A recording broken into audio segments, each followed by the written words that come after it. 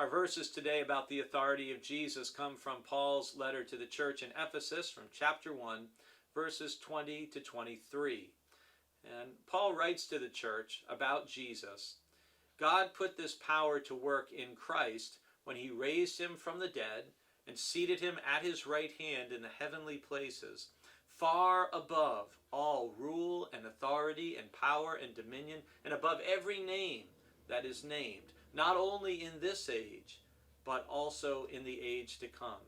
And he has put all things under his feet, and has made him the head over all things for the church, which is his body, the fullness of him who fills all in all. Well, there's an awful lot that Paul has to say about the authority of Christ in these few verses.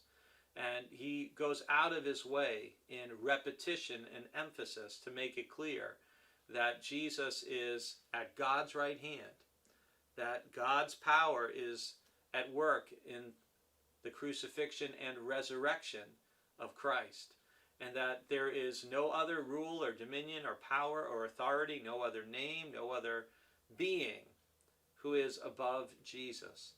And remember, Paul's writing this to a church, and he goes on to say that Jesus is the head over all things for the church. And honestly, I think there's sometimes we can forget that.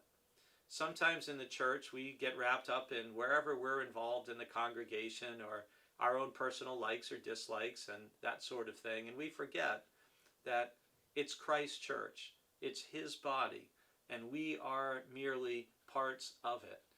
And so we always want to make sure we're remembering that and thinking of the character of Christ, the teaching of Christ, and how do we reflect that in our own lives and in our participation in the congregation, in the church.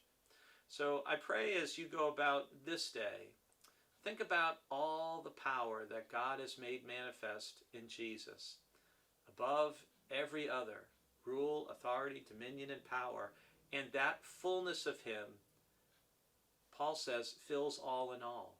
That power of God at work in Christ is also available to you.